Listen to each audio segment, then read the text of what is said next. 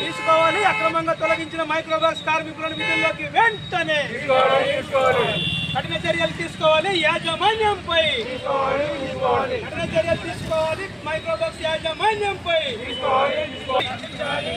రక్షించాలి. యాజమాన్య నిర్లక్ష్య వైఖరి తీసుకోవాలి. అక్రమంగా తొలగించిన మైక్రోబాక్స్ కార్మికులను విధుల్లోకి వెంటనే.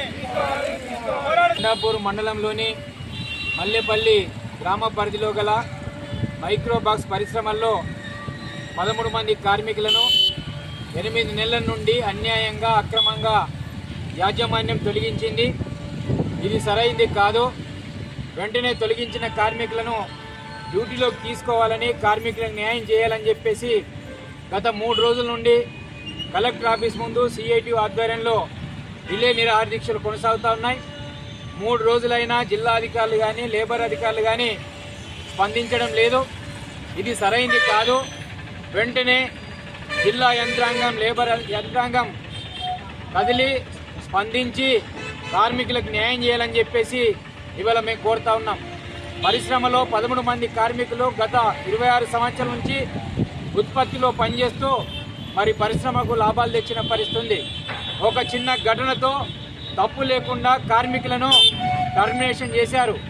అన్యాయం అని చెప్పేసి లేబర్ అధికారికి, డీసీఎల్ గారికి ఫిర్యాదు చేస్తే కన్సల్టేషన్లో పెట్టి మీటింగ్లోకి పిలిచారు. రేపు మాపు అంటూ కాలయాపన చేస్తున్నారు తప్ప కార్మికులకు న్యాయం చేయట్లేదు. 8 నెలల నుండి జీతాలు లేవు. కార్మికులు ఎట్లా బతారని చెప్పేసి ఇవాళ మేము ప్రభుత్వాన్ని, యాజమాన్యాన్ని అడుగుతా ఉన్నాం. పర్మనెంట్ కార్మికులను బయటకు పంపించి ఇవాళ కాంట్రాక్ట్ కార్మికులతో పర్మనెంట్ కార్మికులు చేయవలసిన మిషన్ల మీద పని చేయిస్తూ కోర్ యాక్టివిటీలో కార్మికులను మరి ఇన్వాల్వ్మెంట్ చేస్తున్న పరిస్థితి ఉంది. ఇది చట్ట విరుద్ధం అని చెప్పేసి, ఇది అన్యాయం అని చెప్పేసి, ఇది చట్టంకు భిన్నంగా యాజమాన్యం వ్యవహరిస్తూ ఉంది.